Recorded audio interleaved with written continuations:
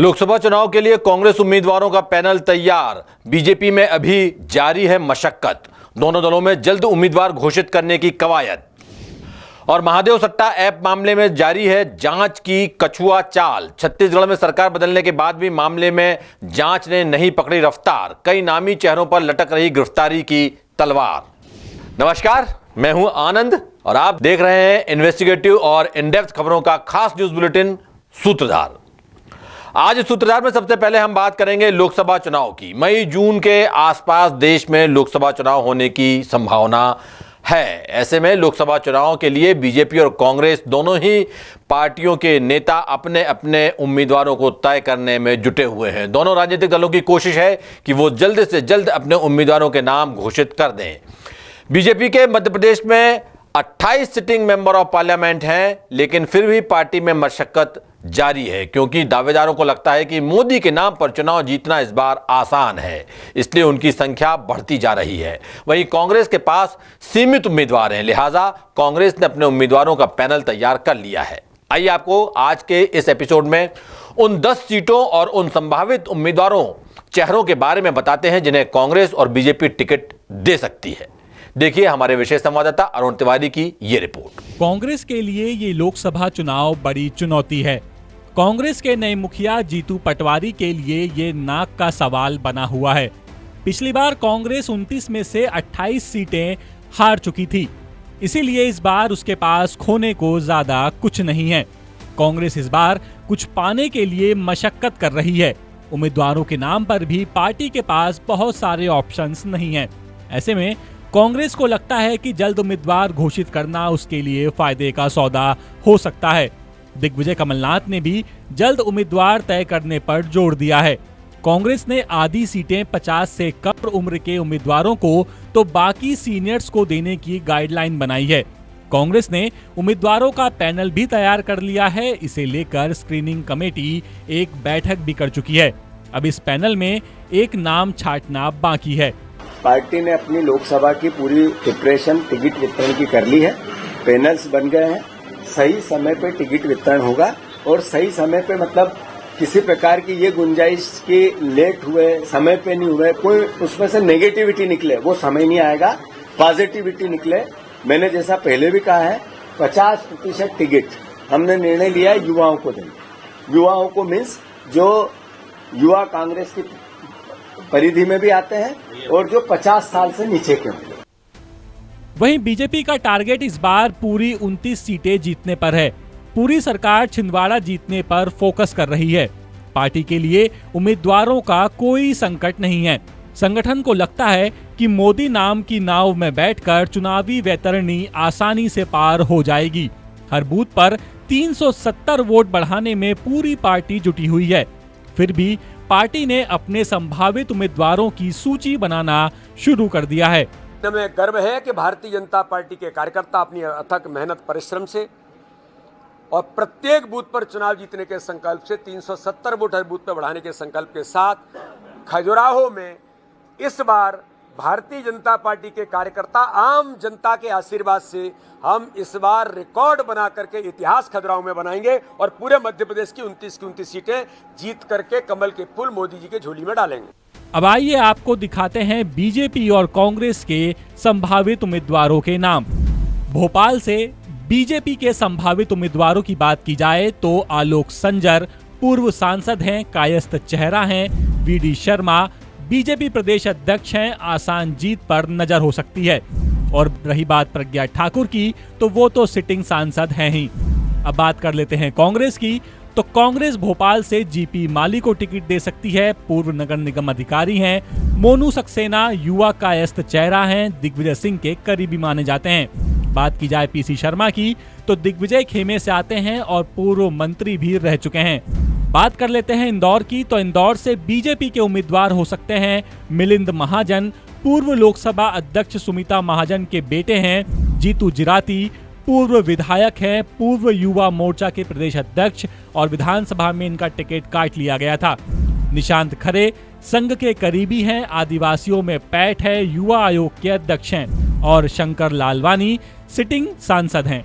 बात कर लेते हैं कांग्रेस की, तो कांग्रेस के इंदौर से उम्मीदवार हो सकते हैं जीतू पटवारी, प्रदेश कांग्रेस अध्यक्ष हैं, युवाओं में पैठ रखते हैं, विधानसभा चुनाव हार गए थे। भंवर सिंह शेखावत मौजूदा विधायक हैं, जाति समीकरण साधना हो तो इनके नाम पर विचार किया जा सकता है। स्वप्निल कोठारी कमलनाथ के खास माने जाते हैं, विधानसभा चुनाव में इन्हें टिकट नहीं मिला था। अरविंद बागड़ी विधानसभा चुनाव में टिकट के दावेदार थे, टिकट की दौड़ में सबसे आगे हैं। बात कर लेते हैं जबलपुर की, तो जबलपुर से बीजेपी के उम्मीदवार हो सकते हैं धीरज पटेरिया, ब्राह्मण चेहरा हैं, पूर्व युवा मोर्चा अध्यक्ष हैं, विधानसभा में इन्हें टिकट नहीं दिया गया था। विनोद गोटिया संघ के करीबी हैं, ब्राह्मण वर्ग में पैठ रखते हैं, पर्यटन निगम के अध्यक्ष रहे। आशीष दुबे नगर अध्यक्ष हैं, ब्राह्मण चेहरा हैं। बात की जाए कांग्रेस की, तो कांग्रेस जबलपुर से तरुण भनोट को उम्मीदवार बना सकती है। कांग्रेस के लिए सबसे मजबूत उम्मीदवार हैं, पूर्व वित्त मंत्री और 2 बार विधायक रह चुके हैं। दिनेश यादव पूर्व जिला अध्यक्ष हैं, लखन घनघोरिया के करीबी माने जाते हैं।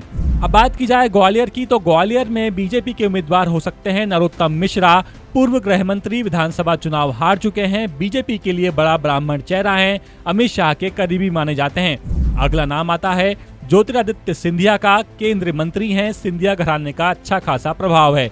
विवेक शेजवलकर सिटिंग सांसद हैं और संघ के करीबी हैं। बात की जाए कांग्रेस की, तो कांग्रेस ग्वालियर से प्रवीण पाठक को टिकट दे सकती है, विधानसभा चुनाव हार गए थे, पार्टी का तेज तर्रार चेहरा है। लाखन सिंह यादव पूर्व मंत्री हैं, ओबीसी वर्ग से आते हैं। सतीश शिकरवार मौजूदा विधायक हैं, जाति समीकरण और दबंग नेता कहे जाते हैं। राम सेवक बाबूजी पूर्व सांसद रह चुके हैं, गुर्जर समीकरण साधना हो तो इनके नाम पर विचार किया जा सकता है। बात की जाए विदिशा की, तो विदिशा से बीजेपी अपना उम्मीदवार बना सकती है रमाकांत भार्गव को, जो कि मौजूदा सांसद भी हैं। और बात कर लें शिवराज सिंह चौहान की, तो पूर्व मुख्यमंत्री, गृह क्षेत्र है और पहले भी सांसद रह चुके हैं। कांग्रेस की बात की जाए, तो कांग्रेस से शशांक भार्गव को टिकट दिया जा सकता है, पूर्व विधायक हैं और ब्राह्मण चेहरा भी हैं। अनुभा आचार्य विधानसभा में टिकट की दावेदार थी, पढ़ा लिखा महिला चेहरा है। प्रहलाद रघुवंशी जाति समीकरण साधना हो तो कांग्रेस इनके नाम पर विचार कर सकती है। अब आते हैं गुना की तरफ, तो गुना सीट से बीजेपी के उम्मीदवार हो सकते हैं केपी यादव, वर्तमान में सांसद भी हैं और यहीं से टिकट की दावेदारी कर सकते हैं ज्योतिरादित्य सिंधिया, पहले भी सांसद रह चुके हैं और महल का तो प्रभाव है ही। बात कर लें कांग्रेस की, तो कांग्रेस गुना से वीरेंद्र रघुवंशी को टिकट दे सकती है, पूर्व विधायक हैं, विधानसभा में टिकट काट लिया गया था। हरिवल्लभ शुक्ला ब्राह्मण चेहरा हैं, वरिष्ठ नेता और पहले भी विधायक रह चुके हैं। बात की जाए भिंड की, तो भिंड से बीजेपी के उम्मीदवार हो सकते हैं संध्या राय, सिटिंग सांसद हैं, और डॉक्टर भागीरथ प्रसाद जो कि पूर्व सांसद हैं। वहीं बात करें कांग्रेस की, तो कांग्रेस देवाशीष जरारिया को टिकट दे सकती है, कांग्रेस का तेज तर्रार युवा चेहरा है, सोशल मीडिया पर पकड़ है और युवाओं में लोकप्रिय हैं। बात करें फूल सिंह बर्रैया की, तो ये यहाँ से उम्मीदवारी कर सकते हैं, मौजूदा विधायक हैं। आते हैं मुरैना में, तो मुरैना से बीजेपी के उम्मीदवार हो सकते हैं गिरिराज दंडोतिया, पूर्व विधायक हैं, सिंधिया समर्थक माने जाते हैं और विधानसभा में टिकट काट लिया गया था। बात करें कांग्रेस की, तो कांग्रेस मुरैना से डॉक्टर गोविंद सिंह को उम्मीदवार बना सकती है, ग्वालियर चंबल का बड़ा चेहरा है, 8 बार के विधायक हैं। नीटू सिकरवार जातिगत समीकरण साधना हो तो इनके नाम पर विचार किया जा सकता है, पूर्व विधायक भी हैं। होशंगाबाद सीट की बात करें, तो होशंगाबाद से बीजेपी के उम्मीदवार हो सकते हैं जितेंद्र लिटोरिया, संघ के करीबी माने जाते हैं, संभागीय संगठन मंत्री के नाते जमीनी पकड़ है। माधव दास अग्रवाल जिला अध्यक्ष हैं और दर्शन सिंह चौधरी किसान नेता हैं, किसानों में अच्छी खासी पकड़ रखते हैं। वहीं बात करें कांग्रेस की, तो कांग्रेस नीरजा फौजदार को टिकट दे सकती है, टिकट की सबसे बड़ी दावेदारी यही कर रही हैं। बात करें मुकेश रघुवंशी की, तो जातिगत समीकरण को देखते हुए इन्हें टिकट दिया जा सकता है, लंबे समय से टिकट भी मांग रहे हैं। आते हैं छिंदवाड़ा सीट की तरफ, तो छिंदवाड़ा से बीजेपी के उम्मीदवार हो सकते हैं बंटी साहू, युवा चेहरा हैं, पहले भी कमलनाथ के खिलाफ चुनाव लड़ चुके हैं। वहीं बात करें कांग्रेस की, तो कांग्रेस के उम्मीदवार तो तय ही हो चुके हैं, जो कि हैं नकुल नाथ, कांग्रेस के एकमात्र मौजूदा सांसद और कमलनाथ के बेटे। हालांकि अभी किसी भी पार्टी ने उम्मीदवार घोषित नहीं किए हैं, लेकिन हो सकता है कि मार्च में पार्टियां अपने अपने उम्मीदवारों के नाम घोषित कर दें। और ये भी अभी सिर्फ संभावित 10 नाम ही हैं। 10 सूत्र आपको अगली कड़ी में 10 और उम्मीदवारों के नाम बताएगा जो कि टिकट की प्रबल दावेदारी कर रहे हैं। अब एक तरफ तो कांग्रेस लोकसभा चुनाव के लिए अपने उम्मीदवारों के नाम तय करने में जुटी हुई है, लेकिन दूसरी तरफ पार्टी में अनुशासनहीनता है कि खत्म होने का नाम ही नहीं ले रही है। और इसे लेकर पीसीसी चीफ जीतू पटवारी ना जाने कितनी बार नाराजगी भी जता चुके हैं, लेकिन कांग्रेसियों को लगता है कि इन सब से कोई फर्क ही नहीं पड़ता। अब ऐसे में एक बार फिर अनुशासनहीनता को लेकर जीतू पटवारी का बयान सामने आया है। पार्टी बिना अनुशासन से नहीं चल सकती है। वो कोई बड़ा छोटा नेता अनुशासनहीनता की बात करता है तो हम बार बार ये बात आती है कि इस पे कार्रवाई करें। मेरे पे भी प्रेशर आता है एज ए अध्यक्ष होने के नाते, और बड़े अगर अनुशासनहीनता करते हैं तो मैं मानता हूं कि वो एक संकट का विषय आ जाता है। तो अनुशासन मस्ट है, ये मेरे पे भी लागू होता है और पार्टी के हर कार्यकर्ता पे लागू होता है। तो कृपया करके इससे ज्यादा कांग्रेस पार्टी जिस चिंता में है, इससे बड़ी चिंता और कुछ नहीं हो सकती है। अभी आपने जीतू पटवारी को अनुशासनहीनता पर बोलते सुना, लेकिन अब इसी से जुड़ी दूसरी खबर भी आपको बता देते हैं। मध्य प्रदेश कांग्रेस के मीडिया विभाग के प्रमुख के मिश्रा ने आज यानी सोमवार को अपने पद से इस्तीफा दे दिया। ध्यान से सुनिए, अपने पद से इस्तीफा दिया, लेकिन खबरें ये चलने लगी कि उन्होंने कांग्रेस से ही इस्तीफा दे दिया। अब ये अनुशासनहीनता नहीं तो और क्या है, जहां कोई कांग्रेसी नेता जिसने कोई पद छोड़ा और उसका ये बयान आने से पहले ही कांग्रेस में खबरें चल पड़ी कि नेताजी ने तो पार्टी ही छोड़ दी। और इसी अनुशासनहीनता की बात अभी थोड़ी देर पहले जीतू पटवारी कर रहे थे। खैर, बढ़ते हैं अगली खबर की तरफ। छत्तीसगढ़ में सरकार बदल गई, लेकिन नहीं बदली तो महादेव सट्टा ऐप मामले को लेकर चल रही जांच की रफ्तार। आज भी ये केस वहीं का वहीं खड़ा हुआ है। क्या है पूरा मामला, देखिए हमारी इस खास रिपोर्ट में।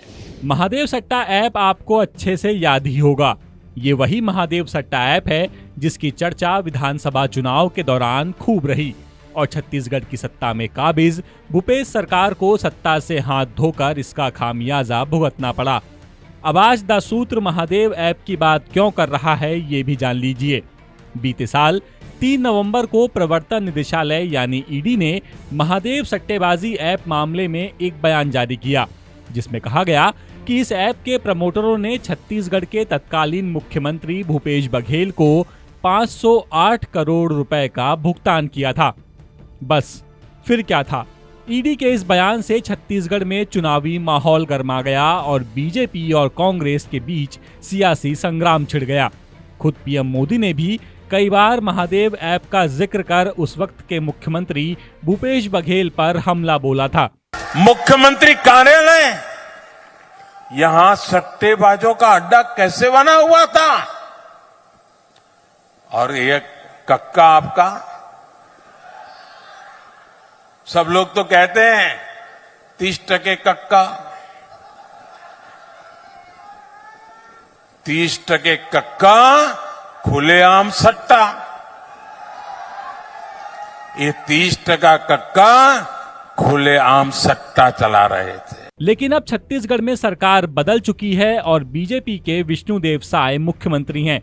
सरकार के कैबिनेट मंत्री बृजमोहन अग्रवाल भी कह चुके हैं कि जो सट्टेबाज हैं, गलत काम करते हैं और जिन्हें पहले की सरकार में संरक्षण मिला हुआ था, किसी को बख्शा नहीं जाएगा।